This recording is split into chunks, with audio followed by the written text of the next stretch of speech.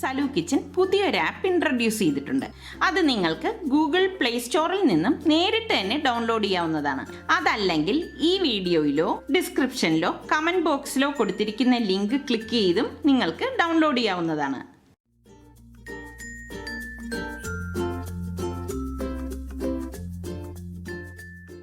ഇന്ന് ഞാനിവിടെ ഉണ്ടാക്കാൻ പോകുന്നത് സേമിയ പായസമാണ്. അതിന് വേണ്ടിയിട്ട് ഞാനിവിടെ 150 ഗ്രാമിൻ്റെ ഒരു പാക്കറ്റ് സേമിയ എടുത്തിട്ടുണ്ട്. ഇത് ചെറിയ ചെറിയ പീസായിട്ട് മുറിച്ചെടുക്കും. ഞാനിവിടെ റോസ്റ്റഡ് സേമിയാണ് എടുത്തിരിക്കുന്നത്. എന്നാലും ഞാനിത് ഒന്നും കൂടി ഇതൊന്ന് റോസ്റ്റ് ചെയ്തെടുക്കും. പിന്നെ വേണ്ടത് 1 ലിറ്റർ മിൽക്കാണ്. ഇനി ഇതെങ്ങനെയാണ് ഉണ്ടാക്കുന്നതെന്ന് നോക്കാം. ഈ പായസം ഉണ്ടാക്കാൻ വേണ്ടിയിട്ട് ഞാനിവിടെ ഒരു ഉരുളിയാണ് എടുത്തിരിക്കുന്നത്. ഏത് പാത്രമായാലും കുഴപ്പമില്ല, ചൂട് കട്ടിയുള്ള പാത്രമാണെങ്കിൽ വളരെ നല്ലത്. ഇതിലേക്ക് ഞാൻ 1 ടേബിൾ സ്പൂൺ നെയ്യ് ഒഴിച്ചു കൊടുത്തിട്ട് ഈ എടുത്തു വെച്ചിരിക്കുന്ന സേമിയ ഇതിലിട്ട് വറുത്തു കൊടുക്കും. സേമിയ ഇവിടെ ഞാൻ ചെറുതായിട്ട് പൊട്ടിച്ചെടുത്ത് വെച്ചിരിക്കുവാണ്. ഇനി ഇതിലേക്ക് ഇട്ടിട്ട് ഇത് നല്ലതുപോലെ ഒന്ന് വഴറ്റി കൊടുക്കാം. ഫ്ലെയിം കുറച്ചിട്ടിട്ട് വേണം നമ്മളിത് ഇളക്കി കൊടുക്കേണ്ടത്. ഇത് ഒരുപാട് ഇളക്കേണ്ട കാര്യമില്ല, കാരണം ഇത് റോസ്റ്റഡ് സേമിയാണ് ഞാൻ എടുത്തിരിക്കുന്നത്. ഒരു 2-3 മിനിറ്റ് ഒന്ന് ചൂടാക്കിയാൽ മതിയാവും. ഇനി ഇത് മറ്റൊരു പാത്രത്തിലേക്ക് മാറ്റാം. സേമിയ വറുത്തെടുത്ത ഇതേ ഉരുളിയിൽ തന്നെയാണ് ഞാൻ പാലൊഴിച്ച് തിളപ്പിക്കുന്നത്. ഇത് വാഷ് ചെയ്യൊന്നും വേണ്ട.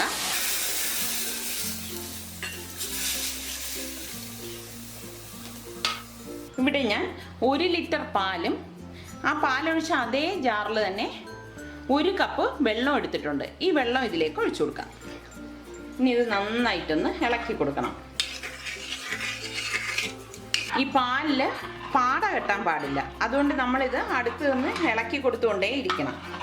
ഇത് നല്ലതുപോലെ തിളച്ച് വരുമ്പോൾ മാത്രമേ നമ്മൾ പഞ്ചസാരയും കണ്ടൻസ്ഡ് മിൽക്കും ചേർക്കത്തുള്ളൂ. പാലിവിടെ തിളച്ച് വരുന്നുണ്ട്. ഈ സമയം ഞാനിവിടെ 400 ഗ്രാമിൻ്റെ കണ്ടൻസ്ഡ് മിൽക്ക് എടുത്തിട്ടുണ്ട്. അത് ഇതിലേക്ക് ഒഴിച്ച് നല്ലതുപോലെ ഇളക്കി കൊടുക്കാം. ഇളക്കി കൊടുത്തുകൊണ്ടിരിക്കണം, കാരണം അല്ലെങ്കിൽ ഇത് അടിക്ക് പിടിക്കും.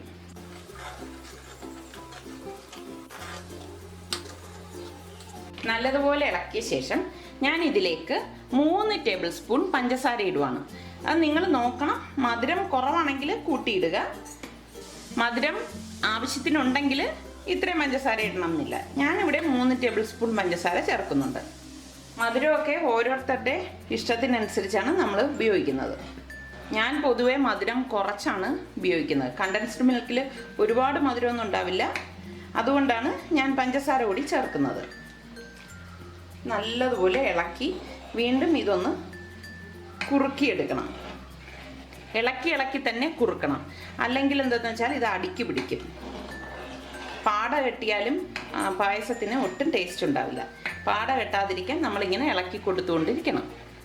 ഇനി ഇതിലേക്ക് 1 ടേബിൾ സ്പൂൺ ഏലക്കാപ്പൊടി ചേർത്തും ഇളക്കി കൊടുക്കാം.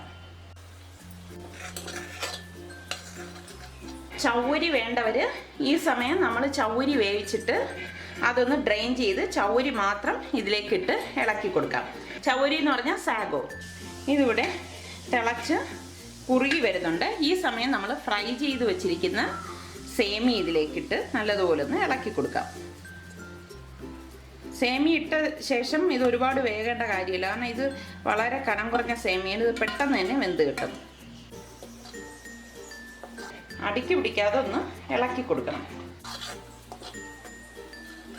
നമ്മൾ പായസം ഉണ്ടാക്കി ഉടൻ സെർവ് ചെയ്യുന്നതിനേക്കാളും ഉണ്ടാക്കി ഒരു അരമണിക്കൂർ ഈ ഉരുളിയിൽ തന്നെ ഇരുന്നിട്ട് അരമണിക്കൂർ കഴിഞ്ഞിട്ട് സെർവ് ചെയ്യുമ്പോഴാണ് ടേസ്റ്റ് കൂടുതൽ വരുന്നത്.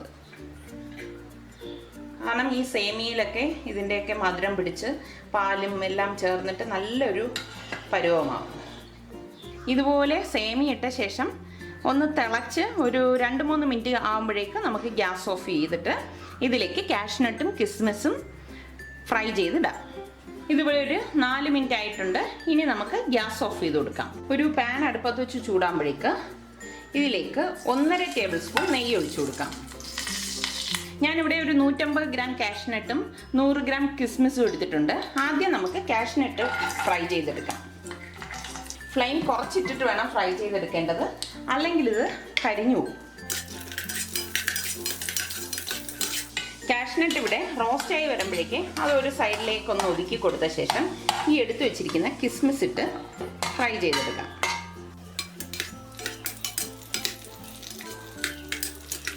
ഇതെല്ലാം കൂട്ടിയിട്ട് നല്ലതുപോലെ ഇനി ഒന്നും കൂടി ഒന്ന് ഫ്രൈ ചെയ്യാം. കണ്ടോ, ഈ ഒരു പരുവത്തിലാണ് ഇത് ഫ്രൈ ചെയ്തെടുക്കേണ്ടത്. ഇനി നമുക്കിത് പായസത്തിലേക്ക് ഒഴിച്ചു കൊടുക്കാം.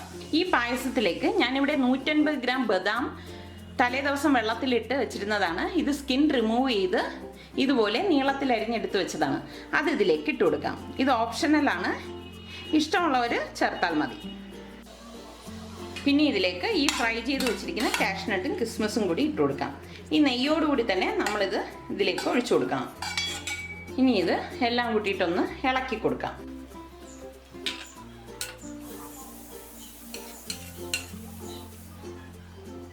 സേമിയ പായസം ഇവിടെ തയ്യാറായി. എല്ലാവരും ഇത് ട്രൈ ചെയ്ത് നോക്കുക. ഇത് വളരെ ടേസ്റ്റിയാണ്. ട്രൈ ചെയ്ത് നോക്കി ഇഷ്ടമാണെങ്കിൽ സബ്സ്ക്രൈബ് ചെയ്യുക.